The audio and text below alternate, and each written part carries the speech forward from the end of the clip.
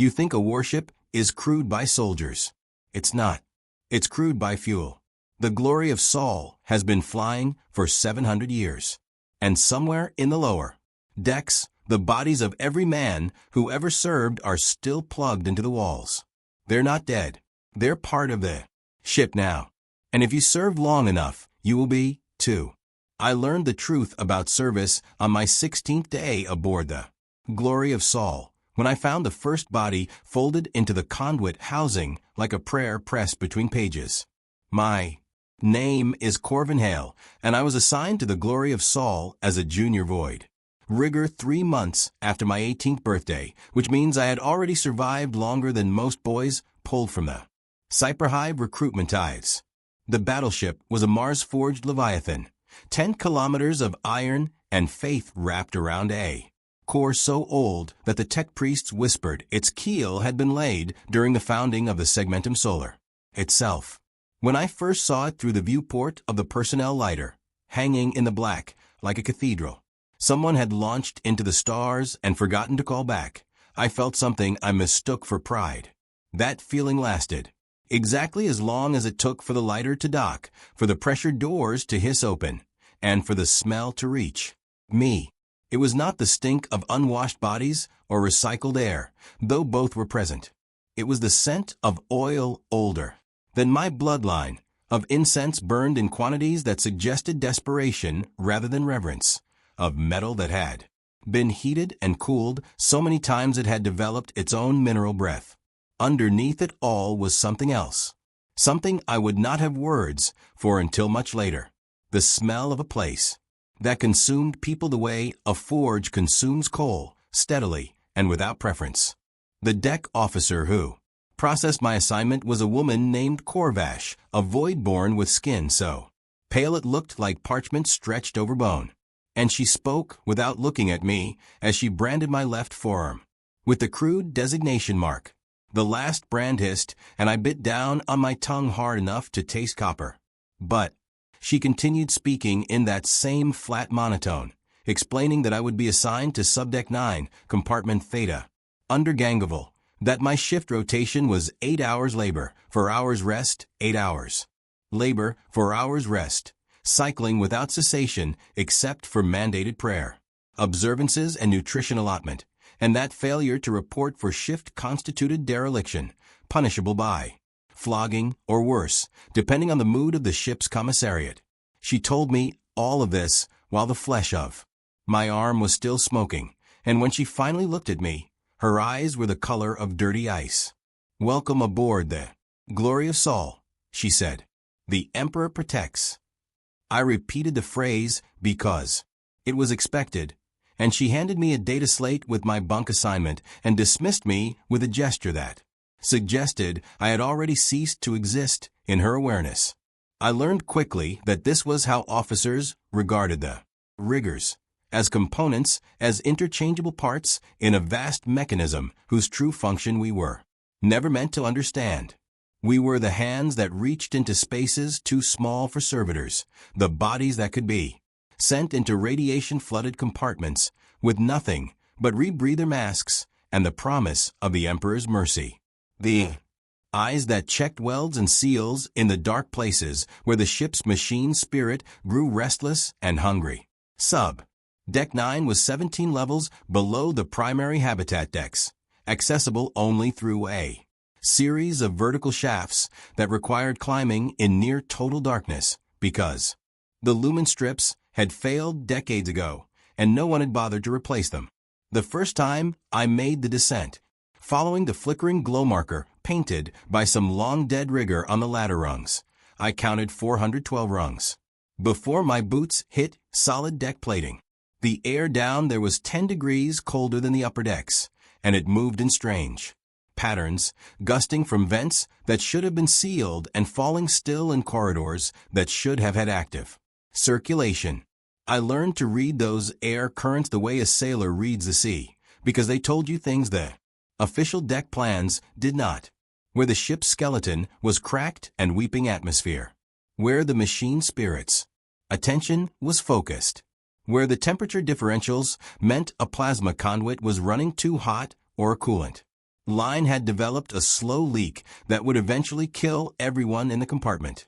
Gangavel was a bowl of a man, gene-bulked and augmented with enough bionics that his left arm whined when he moved it, and his right eye glowed a faint red in the darkness. He looked at me the way a man looks at a tool he expects to break, and his first words to me were a question. "Can you read Gothic script?" I told him I could, that I had been taught in the Scola on Cypra, and he grunted and handed me a leather-bound manual, so old the pages crumbled at the edges when I opened it. "This," he said, "is the Rigger's Catechism. You will memorize the first 12 cantos. Before your next shift, you will learn the litany of acceptable pressure variants and the prayer of seal. Integrity. You will understand that this ship is not a machine.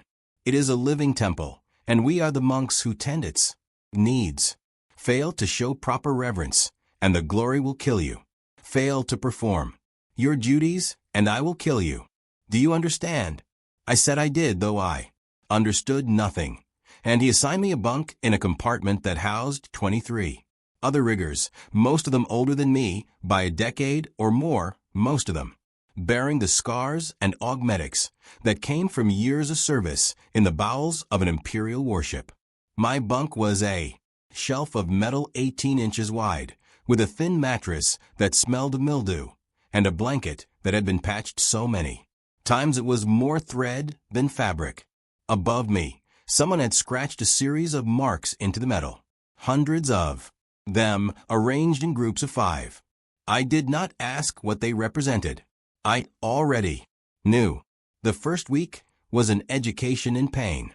Vols sent me into crawl spaces, barely wide enough for my shoulders, into conduit tunnels where the heat was enough to blister exposed skin, into ventilation shafts where the air was so thin I had to work in 30-second intervals before retreating to gasp and recover.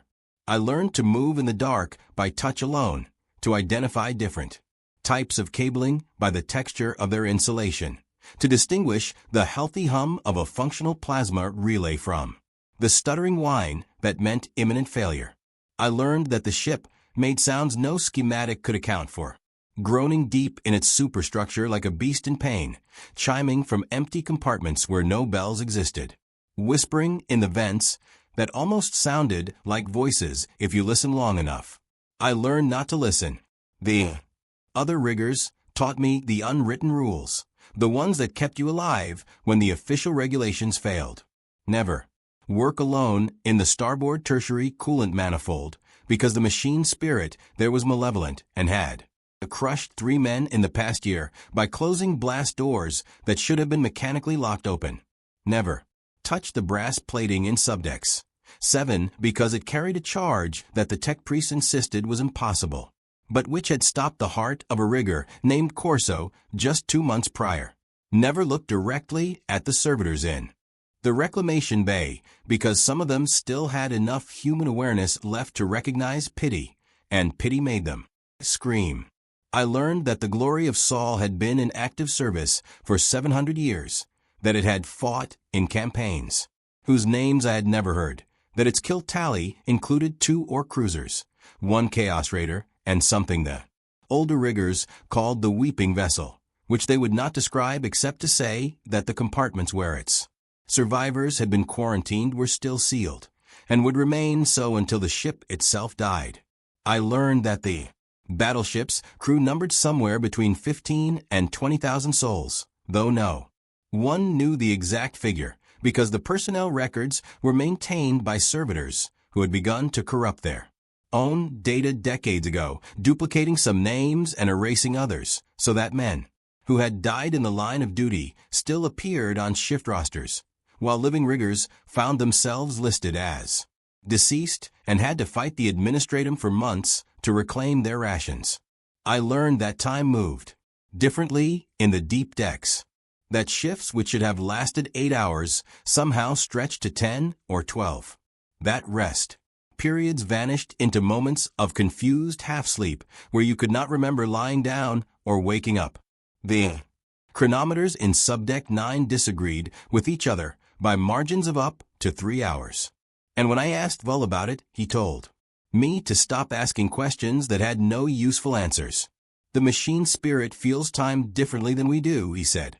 Learn its rhythms or die confused.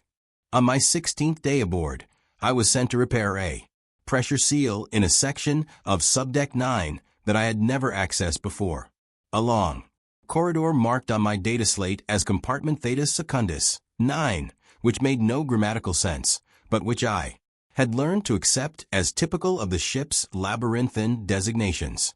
The corridor was narrow, barely wide enough for two men to pass each other, and the walls were lined with conduits that pulsed with a faint bioluminescent glow, as if something alive moved through them. The air tasted of copper and ozone, and my breath fogged, despite the fact that my suit's temperature sensor insisted the ambient temperature was well within habitable range. The seal I was meant to repair was located at the far end of the corridor, where it dead-ended into a bulkhead that had been welded shut and then covered with purity seals, so old the wax had turned black. I approached it with my tool satchel and my lumen lamp, and I was 3 meters away when I noticed the smell. It was the smell of old death, of flesh that had desiccated rather than rotted, of bone and dried sinew, and the particular mineral stink of a body that had been exposed to hard vacuum and then sealed away from air and light. I stopped walking. My lumen lamp flickered, and in that moment of strobing illumination, I saw the conduit housing to my right, and I saw what was folded inside it. A man's body, or what remained of one, compressed into the narrow space between two coolant pipes, like a letter pressed into an envelope. The void suit was still intact, though the faceplate had cracked. And through that crack, I could see the desiccated face beneath, mouth open in a silent scream, eyes sunken to pits. The name stenciled on the suit's chest plate, Hark. And beneath it was a crude designation I did not recognize. I stood there for a long time, lamp shaking in my hand, waiting for my training to tell me what to do. Report it to Vull, log it with the deck officer, seal the compartment, and mark it for reclamation services. But none of those responses felt adequate, because this was not an accident, not a forgotten casualty of some past crisis. This body had been placed here, folded carefully into a space designed to hold it, and the conduit housing had been sealed. Afterward, with fresh welds I could see gleaming in the lamplight. Someone had put Hark in the walls. Someone had hidden him there on purpose, and the rest of the ship had continued functioning around him, circulating air and coolant through pipes that pressed against his ribs, routing power through cables that lay across his folded legs. I backed away slowly, and I did not repair the pressure seal. I returned to the compartment, and I told Vull what I had found, and he listened without expression and then told me to forget it. You saw a dead rigger in the infrastructure, he said. That is not unusual. The ship takes what it needs. I asked him what he meant, and he looked at me with his one human eye and his one augmetic eye, and there was something in his expression that might have been pity or might have been contempt. The glory of Sol is 700 years old, he said. Do you think we eject everybody?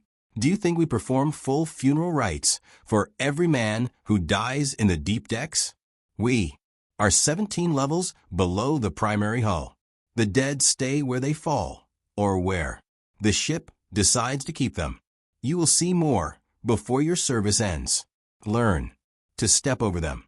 That night, I lay in my bunk and listened to the sounds of the ship, and I understood for the first time that I was not aboard a vessel. I was inside a living tomb that had learned to fly. The glorious Sol entered warp transit on my 32nd day of service, and everything changed. I had been warned about the warp by the Skola instructors, told that it was a realm of madness and horror, that the Geller field was all that stood between the crew and an eternity of torment, that prayer and vigilance were our only weapons against the entities that hungered beyond the skin of reality. What they had not told me was how the ship itself would respond, how the machine spirit would twist and adapt to the pressures of the Imperium, how the Deep decks would begin to shift in ways that had nothing to do with standard reconfiguration protocols. The first sign was the air. It grew thicker, almost syrupy, and it carried a taste, like burnt sugar and spoiled milk. The second sign was the lights, the lumen. Strips began to flicker in patterns, cycling through sequences that seemed almost intentional, almost like code.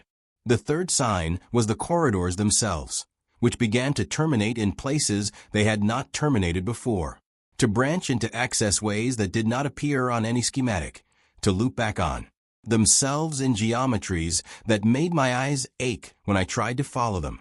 Volk called it the shift cycle. He explained it during a rare moment of downtime, when the rest of the riggers were sleeping and the two of us were performing a routine inspection of the primary coolant manifold. The ship has moods, he said. In real space, it is stable. In the warp, it dreams.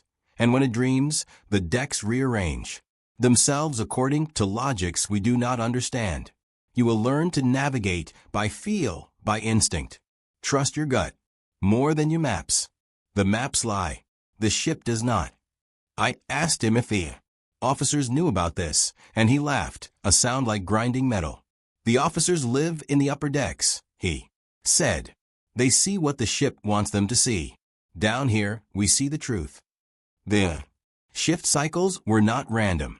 I began to notice patterns, repetitions, as if the ship were testing configurations, and then returning to them days later. Corridors that had been sealed would open, revealing compartments full of equipment I did not recognize, machinery that hummed with a frequency that made my teeth ache. Bulkheads that had been welded shut for decades would suddenly unlock, and beyond them would be spaces that smelled of ozone and copper, spaces where the walls were covered in symbols I did not know, scratched into the metal, by hands I would never see. I began to keep a journal, written in a small notebook I had found in the bunk of a rigger who had died 3 weeks before I arrived. A man named Tech, whose name was still on the shift roster despite the fact that his body had been fed to the reclamation servitors. In the journal, I recorded the shift cycles, mapping the changes as best I could, trying to find the pattern, the underlying logic. I noted the times when certain corridors would appear, the sounds that preceded reconfigurations, the smells that indicated a shift was imminent. On the 47th day, I discovered the ghost echo alarms. I was alone in a subcompartment of Deck 9, replacing a blown relay in a power junction, when I heard the klaxon. It was a standard proximity alarm, the kind that sounded when a blast door was about to close or when a pressure differential exceeded safe parameters. I looked up, expecting to see warning lights, expecting to hear the automated voice of the ship's Vox system announcing the nature of the emergency. But there was nothing. No lights, no voice, just the klaxon echoing through the empty corridor, growing louder, and then fading as if it were moving away from me. I followed it. I know now that this was a mistake, that I should have returned to the compartment, should have reported it to Vol, should have done anything other than what I did. But I was young and I was curious, and I had not yet learned that curiosity in the deep decks was a form of slow suicide. I followed the sound through 3 corridors, down a shaft I had never seen before, into a section of the ship that my data slate insisted did not exist. The corridor ended in a chamber, circular and vast, easily 50 meters across, with a ceiling that vanished into shadow above my head. The walls were covered in pipes, thousands of them, ranging from finger-width tubing to conduits large enough to crawl through, and they pulsed with a rhythm that was almost biological, almost like a heartbeat. In the center of the chamber was a structure I did not recognize. A cylindrical column of brass and iron, covered in engraved prayers and purity seals, and from its top extended a series of cables that rose into the darkness above. The klaxon was coming from the column. It sounded once, twice, 3 times. And then it stopped, and in the silence that followed, I heard something else. Breathing. Not the mechanical wheeze of a ventilation system, but the slow, deliberate breath of something living, something massive, something that filled the chamber with its presence. I stood frozen, lamp clutched in one hand, waiting for whatever it was to reveal itself. But nothing moved. The breathing continued, steady and patient. And after a long moment, I realized that it was coming from the pipes themselves, from the entire chamber, from the ship. The glory of Sol was breathing. I ran. I do not remember the route I took, do not remember climbing back up the shaft or navigating the corridors. I remember only the sound of that breathing following me, echoing in the vents, and the certainty that I had seen something I was not meant to see, that I had stepped into a space reserved for the ship's dreaming mind, and that I had been marked by it. When I returned to the compartment, Vul was waiting. He looked at me, at my pale face and shaking hands, and he nodded as if he had expected this. "You heard it," he said. It was not a question. I told him about the chamber, about the column, about the breathing, and he listened without interrupting. When I finished, he was silent for a long time, and then he said, "That is the Sanctum Theta. It is one of the ship's hearts. There are 7 of them scattered through the deep decks, and each one maintains a different function. Plasma regulation, atmosphere cycling, warp field stabilization. The Sanctum Theta regulates the shift cycles. It decides when the decks reconfigure. It is the ship's will made manifest." I asked him why the officers did not know about it, and he gave me a look that suggested I was being deliberately obtuse. "The officers know everything they need to know," he said. "We know what we need to survive. Those are not the same thing." Over the following weeks, I began to understand what he meant.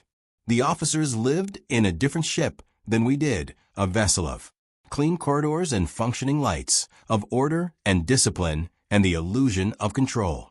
In the deep decks, we lived in the ship's truth, in the spaces where its machine spirit was unfiltered and raw, where the boundaries between metal and flesh had begun to blur.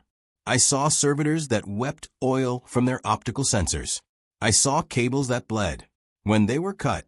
I saw bulkheads that contracted and expanded like lungs. And I saw conduits that grew new connections overnight, as if the ship were rewiring itself according to needs it did not share with its crew. And I saw the bodies. They were everywhere once I learned to look for them, folded into wall cavities, sealed behind access panels, suspended in coolant tanks with their mouths open and their eyes wide. Some were recent, still wearing void suits with crew designations I recognized. Others were ancient, reduced to skeletons held together by scraps of cloth and the metal fittings of their augmentics. The ship kept them all, incorporated them into its structure. And in some cases, I swear I could see them still moving, fingers twitching, heads turning slowly to track my passage through the corridors. Vul told me not to speak of it, told me that acknowledging the dead would give them power, would draw their attention in ways that could not be undone. So I learned to walk past them without looking, to ignore the whispers that seemed to come from sealed compartments, to focus on my work and my survival and nothing else. But the ship would not let me forget. On the 63rd day, a rigger named Palos disappeared. He was on shift with me, working to replace a corroded seal in one of the tertiary coolant lines, and I turned away for less than a minute to retrieve a tool from my satchel. When I turned back, he was gone. His tools were still on the deck. His void suit hung on the wall hook where he had left it, but Palos himself had vanished, as if he had simply ceased to exist in the space between one breath and the next. I reported it immediately, and Vul organized a search. But we found nothing. No body, no signs of struggle, no indication that he had ever been there except for the tools and the suit and the faint smell of his sweat lingering in the air. The deck officer logged it as a desertion, and Palos's name was struck from the roster, and the ship continued its transit as if nothing had happened. But 3 days later, I found him. I was crawling through a ventilation shaft in Subdeck 8. following a maintenance route that should have terminated in a filter station, when I heard a sound ahead of me. A wet, rhythmic sound like someone chewing. I stopped, lamp raised, and I saw the shaft ahead branching into a space that should not have existed. A cavity in the ship's structure where the walls were lined with something that looked like flesh, red and glistening, and veined with black capillaries. And in the center of that space, suspended by cables that entered his body through his back and his shoulders and his thighs, was Palos. He was still alive.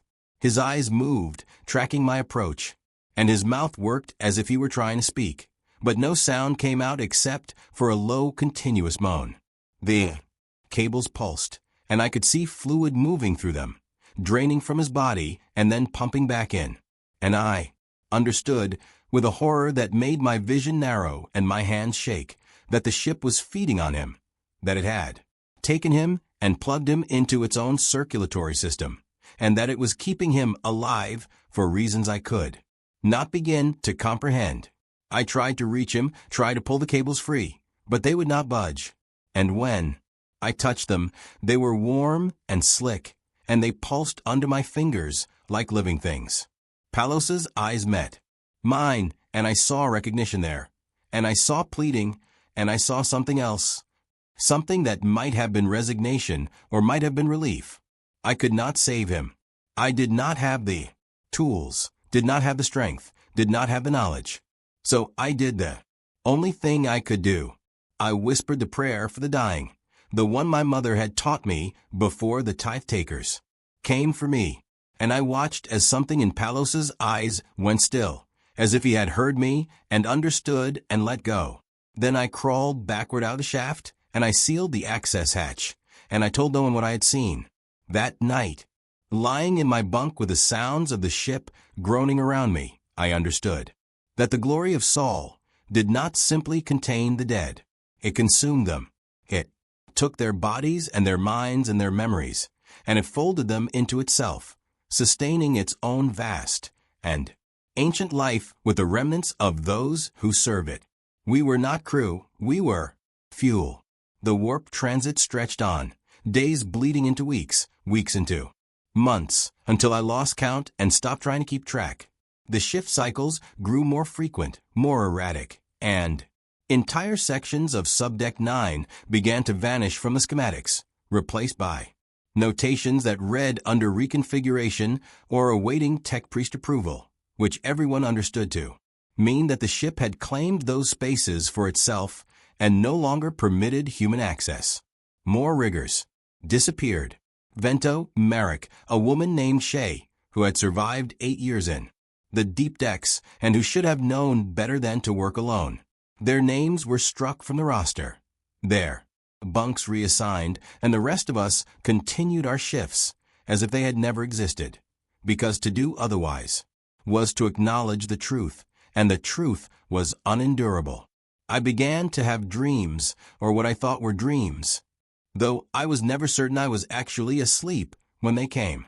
I would see the corridors of the ship stretching out before me, endless and branching, and I would walk them for hours, days, passing chambers filled with machinery I did not recognize, passing servitors that stood motionless and watched me with eyes that glowed the same red as Vol's augmetic, passing bodies sealed into their walls like saints in a cathedral's reliquary. And at the end of each dream, I would find the same chamber, the circular room with the brass column and the pulsing pipes, and I would hear the breathing, and I would understand that the ship was calling me, that it wanted something for me, though I did not know what. Vol noticed the change in me. He pulled me aside during a rest period and asked if I was sleeping, if I was eating, if I was maintaining my observances. I told him I was, though it was a lie, and he studied me with his mismatched eyes and then said, "The ship is testing you. It does this to some. It did it to me years ago. You will either break or you will adapt. There is no third option." I asked him what happened if I broke, and he smiled, though there was no warmth in it. "Then you will join the others," he said, and the ship will keep you alive just long enough to learn that you should have adapted. On what I believed was the 97th day of warp transit, though I could no longer trust my count, I was assigned to a work detail in a section of Subdeck 9 that I had never accessed, a place marked on the schematics as Compartment Oubliette Prime. The name alone should have warned me, but I was beyond warnings, beyond fear, existing in a state of numb functionality that was the only way to survive in the deep decks. The compartment was located at the end of a long corridor that sloped downward at an angle that made my knees ache, and the air there was colder than anywhere else I had been, cold enough that my breath came out in thick plumes, and my fingers grew stiff inside my gloves. The hatch was marked with purity seals and warning sigils, and it required 3 separate authorization codes to unlock, codes that Vault provided without explanation. Beyond the hatch was a chamber that defied my understanding of the ship's architecture. It was vast, easily a 100 meters long and half as wide, and the ceiling was so high that my lamp could not reach it. The walls were lined with alcoves, thousands of them, arranged in neat rows, like the catacombs beneath the great hive cathedrals, and in each alcove was a body. They were void crew, all of them, still wearing their suits and their rank insignia, still strapped into their duty harnesses. Some were recent, enough that I could see the color in their faces through the helmet visors. Others were ancient, reduced to bones and scraps of cloth, their suits corroded to lace. And all of them were connected to the ship by cables that entered their suits through ports I had never seen on any standard void gear, cables that pulsed with the same bioluminescent glow I had seen in the conduits, as if the ship were still sustaining them, still feeding them, still keeping some spark of life trapped in their desiccated flesh. I stood in the entrance, lamp shaking in my hand, and I counted the alcoves. There were thousands, tens of thousands, enough to account for every rigger who had ever served aboard the Glory of Sol, every void crew member who had died in its service, every soul the ship had claimed and refused to release. "This is where we go," said a voice behind me, and I turned to find Vol standing in the hatchway, his expression unreadable. "This is the ship's memory. Every man who dies in the deep decks is brought here, connected to the infrastructure, preserved. The tech priests say it is to honor the fallen, to maintain continuity with the ship's past. But we know the truth." I asked him what the truth was, and he stepped into the chamber, walking between the rows of alcoves, running his augmetic hand along the cables.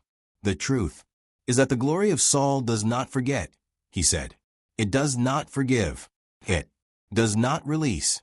When you die here, you become part of it, and it will keep you alive in whatever way it can, feeding on your thoughts, your memories, your pain. Some of these men have been here for centuries. Some of them are still conscious. Do you understand what I am telling you, Hale?" I told him I did, though I understood nothing except the magnitude of the horror before me. And he nodded and turned to leave. "Our work detail is to repair the coolant lines that service this compartment," he said. "The ship must keep its memory cold, or the bodies will decay and it will lose them. We have 6 hours. Do not touch the cables. Do not speak to the bodies.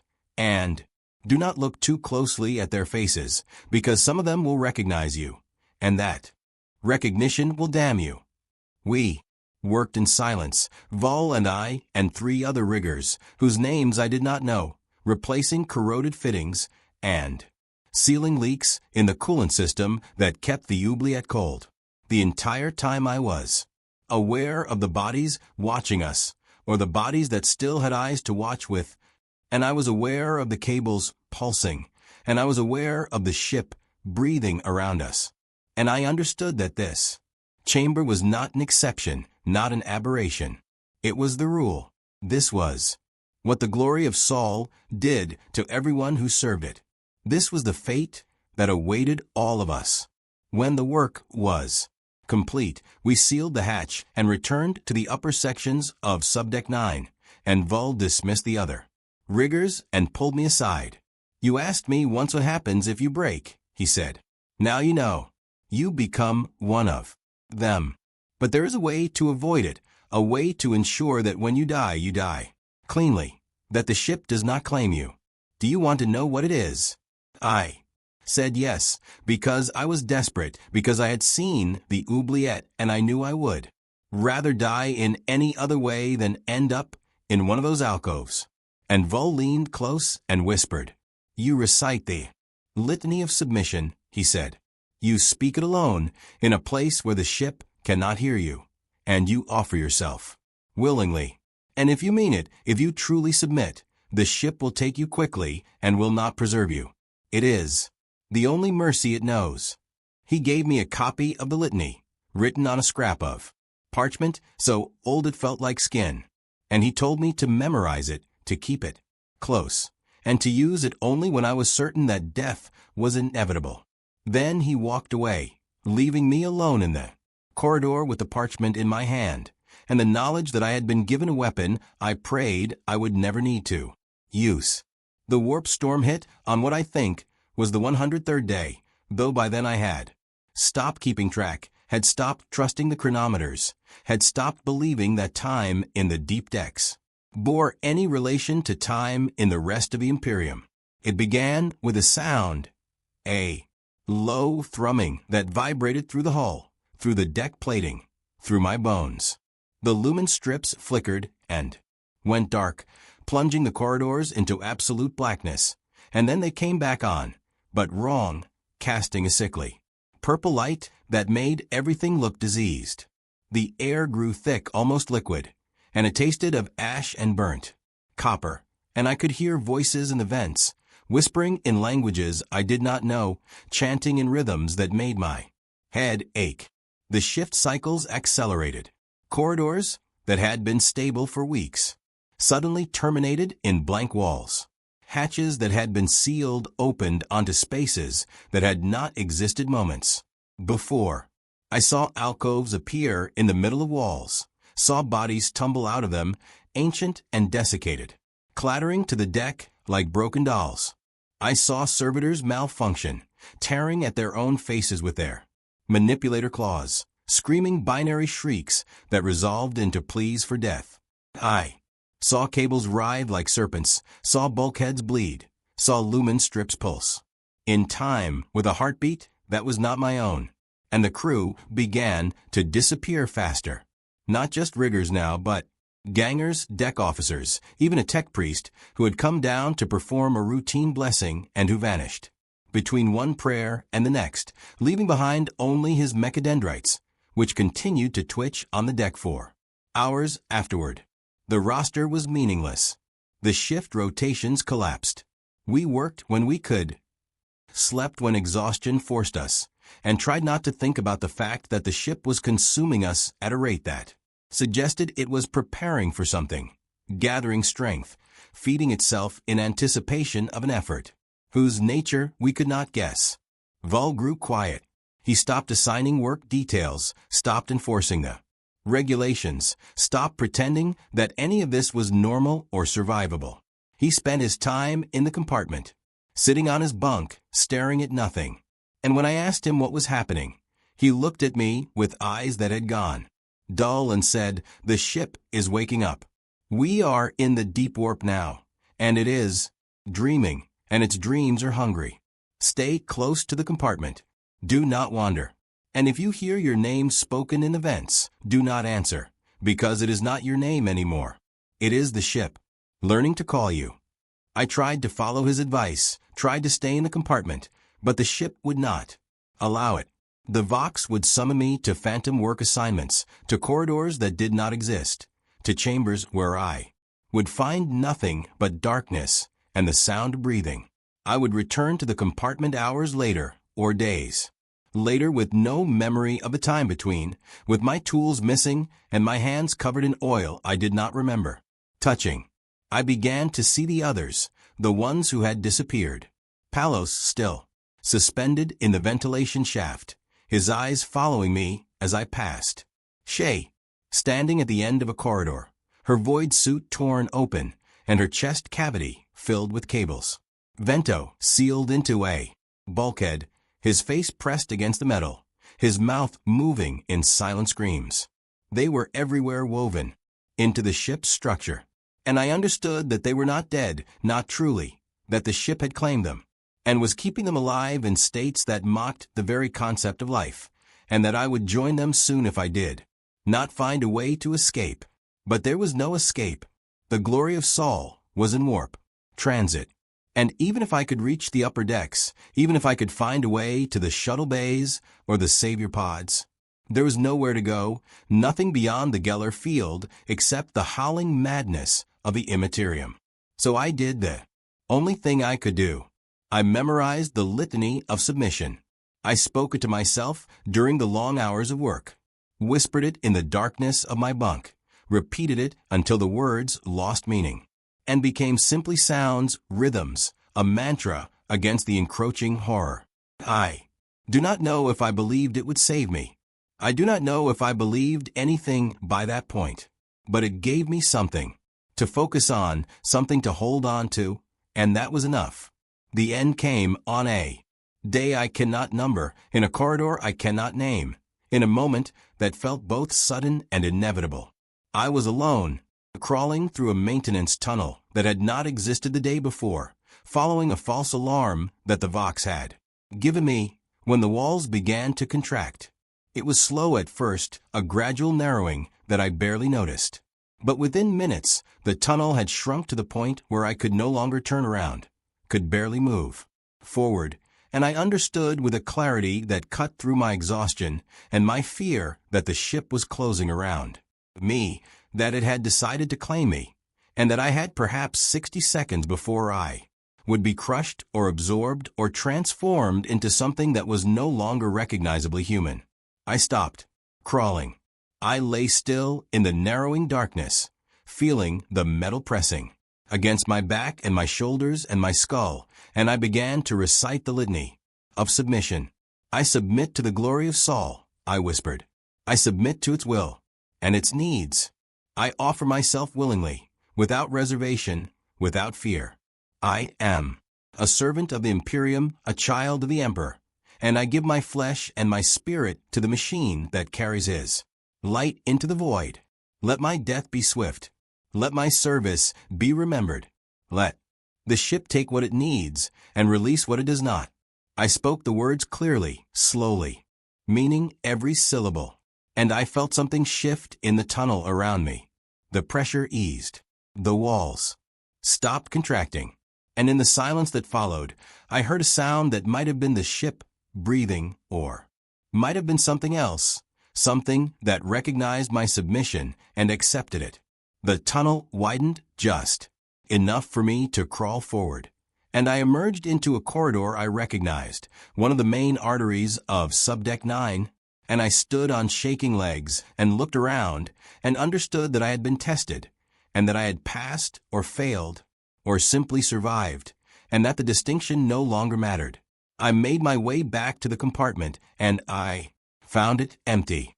Every bunk was stripped, every locker was open and bare. The other riggers were gone.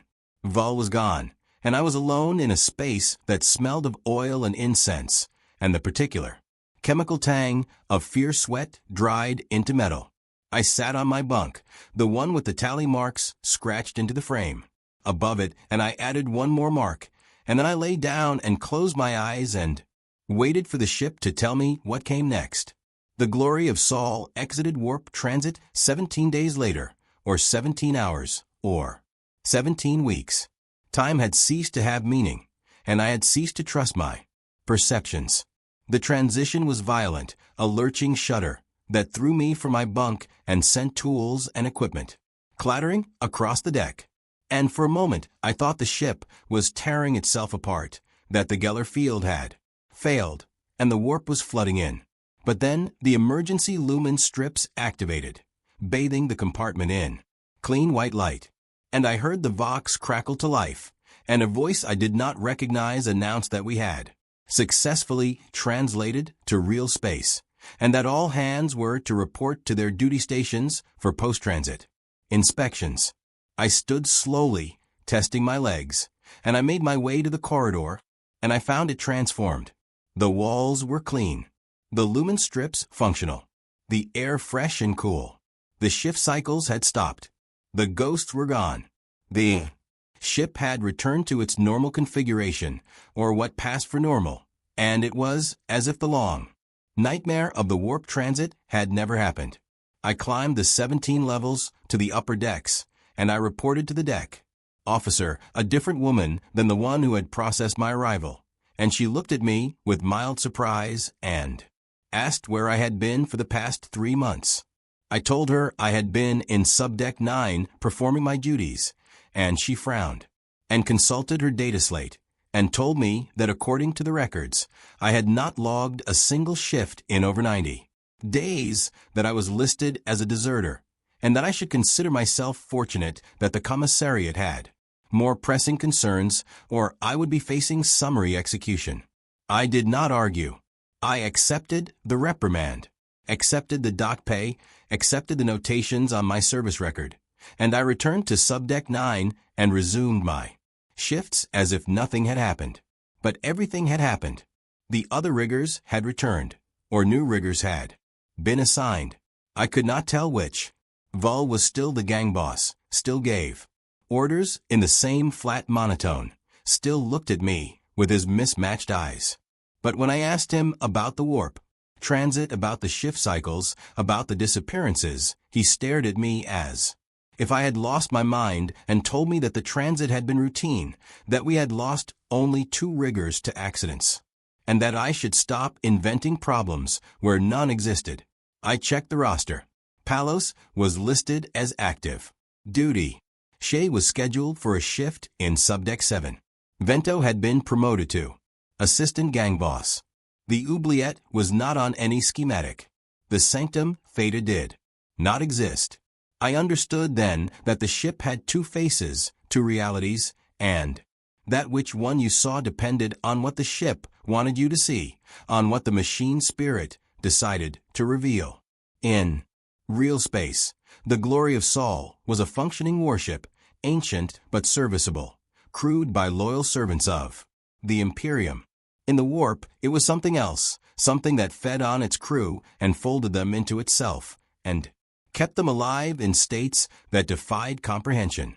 And I had seen both faces, had survived both realities, and the ship had marked me for it. Over the following weeks, I tried to return to normal, tried to perform my duties, and ignore the memories, but I could not unsee what I had seen. I would pass through corridors and see the faint outlines of alcoves that were not there, would hear whispers in the vents that no one else acknowledged, would smell the copper and ozone scent that meant the shift cycles were beginning, even though the ship remained stable and the chronometers agreed with each other and the schematics stayed constant. I began to understand that I was living in both realities simultaneously, that the ship's mark had given me a kind of double vision, and that I would never be free of it. The deep decks would always be there, just beneath the surface, waiting for the next warp transit, waiting to reclaim the crew it had temporarily released. I kept the litany of submission in my pocket, written on the scrap of parchment Vol had given me, and I read it every night before I slept, reminding myself of the bargain I had made, the submission I had offered. I did not know if it would protect me. I did not know if anything could protect me, but it was the only weapon I had, and I clung to it the way a drowning man clings to driftwood. The months passed, or what I perceived as months, and the glory of Saul continued. Its patrol, translating in and out of warp space, engaging in skirmishes I never saw, conducting operations I was never briefed on. My service record grew, notations accumulating like scars, and I learned to exist in a state of constant low-level dread, waiting for the next transit, waiting for the ship to wake up and remember me. On what I believe was my 247th day of service, I was summoned to the bridge. It was an unprecedented honor or punishment. I could not tell which. Riggers did not go to the bridge. Riggers remained in the deep decks, invisible and expendable, and the fact that I had been called up suggested that something had gone very wrong or very right. I climbed through the ship, passing through sections I had never seen, through corridors lined with purity seals and gold leaf, through chapels where servitor cherubs sang endless hymns, through armories where weapons larger than my entire compartment hung in blessed racks. The ship above Subdeck 9 was a different world, clean and ordered and lit with the warm glow of brass lumen globes, and I felt like an intruder, like something foul that had crawled up from the bowels of a cathedral. The bridge was a vast chamber, cathedral-like in its proportions, with viewports that showed the starfield beyond, and command thrones where officers sat in states of constant communion with the ship's systems. In the center of it all was the captain, a man so heavily augmented that he seemed more machine than flesh, his body wired into a command throne that fed him data through cables that entered his spine and his skull. He did not look at me as I was brought before him. He was studying a hololith display that showed the ship systems, and I could see Subdeck 9 rendered in glowing lines, could see the compartments and corridors I knew so well, and I could see, overlaid on the standard schematic, a second pattern, a ghost image that showed the shift cycles, the hidden chambers, the oubliette. The captain saw both faces of the ship. He had always seen them. "You are Rigger Corvin Hale," he said, his voice a mechanical rasp filtered through vox grills. "You have served aboard the Glory of Saul for 247 days. You have logged 163 shifts. You have survived one warp transit. You have submitted to the ship." I confirmed that this was accurate, and he finally turned to look at me, and his eyes were augmetics, glowing the same red as Vol's, and I understood that everyone who served the ship long enough received that same modification, that same mark. "The ship has chosen you," he said. "It has tested you and found you acceptable. You will be promoted to gang boss, assigned to Subdeck 7, and you will oversee a crew of 16 riggers. You will teach them what you have learned. You will prepare them for the next transit. Do you accept this honor?" I wanted to refuse. I wanted to tell him that I did not want the responsibility, did not want to become another Vol, did not want to spend the rest of my life in the deep decks watching men disappear and pretending it was normal. But I had submitted, and submission meant acceptance, meant obedience, meant that my will was no longer my own. "I accept," I said, and the captain nodded and dismissed me with a gesture. And I was escorted back down through the ship, past the chapels, and the armories and the clean corridors, down into the deep decks, down to Subdeck 7, where a compartment of 16 riggers waited for their new gang boss, where bunks had been prepared and tools had been issued, and the cycle was beginning again. Vol was there, waiting for me at the entrance to the compartment. He looked at me with his mismatched eyes, and he smiled, and there was something in that smile that might have been pride or might have been pity. "Welcome, Gang Boss Hale," he said. "The ship has given you a gift. Use it well." I asked him what the gift was, and he gestured to the compartment, to the riggers who watched me with expressions ranging from hope to fear to exhaustion. "The gift of knowledge," he said. "You know what the ship is. You know what it does. And now you can choose whether to prepare them or let them discover it on their own. That is the only real choice any gang boss has." He left, and I entered the compartment, and I looked at the 16 faces watching me, waiting for me to speak, to give orders, to offer some reassurance that their service would be rewarded and their sacrifices would be honored. I could have told them the truth. I could have explained about the shift cycles, about the oubliette, about the bodies in the walls and the breathing in the vents, and the fact that the ship consumed everyone who served it. I could have given them the litany of submission and told them to memorize it, to keep it close, to prepare for the moment when they would need it, but I did not. I gave them the same speech Vol had given me, the same warnings about respecting the machine spirit, the same instructions about learning the rhythms of the deep decks, the same promises that if they worked hard and kept faith, they would survive. I lied to them. Because that is what gang bosses do. Because the truth would break them before the ship had a chance to. And because I had learned that survival in the deep decks required a capacity for self-deception that I had not possessed when I arrived, but which I had cultivated over the months of service. The days continued. The shift cycled. The ship patrolled its assigned sector, and I taught my riggers to crawl through conduits and seal pressure leaks and replace blown relays. And I watched them grow tired and worn and marked by the deep decks. And I waited for the next warp transit. It came on what I believe was my 309th day of service, though by then I had stopped counting with any precision, had stopped trusting the chronometers, had stopped believing that time in the deep decks bore any relation to time anywhere else. The ship entered the warp, and the shift cycles began. And my riggers looked to me with fear in their eyes. And I told them that this was normal, that the ship was dreaming, that we would endure. And some of them did endure, and some of them disappeared. And I added their names to the list I kept in my journal, the list of those the ship had claimed. And I continued my shifts, and I continued my service, and I continued my slow consumption by the vast and ancient machine that had become my entire world.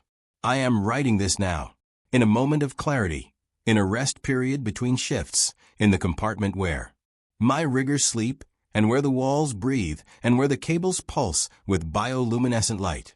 I do not know how much longer I will remain myself, how much longer I will remember that there was a time before the glory of Saul, a time when I was not a component in its vast mechanism. But I know this. Life aboard an Imperial Navy warship is not service. It is not duty. It is not honor. It is slow consumption, a gradual absorption into a machine that has learned to sustain itself on the bodies and minds and souls of those who crew it. The ship is alive in a way that defies all understanding, and it is hungry, and it will never stop feeding. We who serve in the deep decks are not crew. We are fuel. We are memory. We are the synapses in a vast mechanical brain, firing and dying and being replaced over and over until the ship itself dies, or until the Imperium collapses, and there is nothing left but the cold dark between the stars. I have submitted. I have recited the litany. And when my time comes, when the ship finally claims me completely, I hope that I will go swiftly, that I will not end up in the oubliette, that I will not be preserved in some half-living state for centuries to come. But I do not believe that hope will be honored. The glory of Saul does not forget, it does not forgive, it does not release. And I am marked, and I am owned. And when I die, I will become another body in the walls, another whisper in the vents, another ghost haunting the corridors for the next generation of riggers who will crawl through the darkness and pretend that this is service.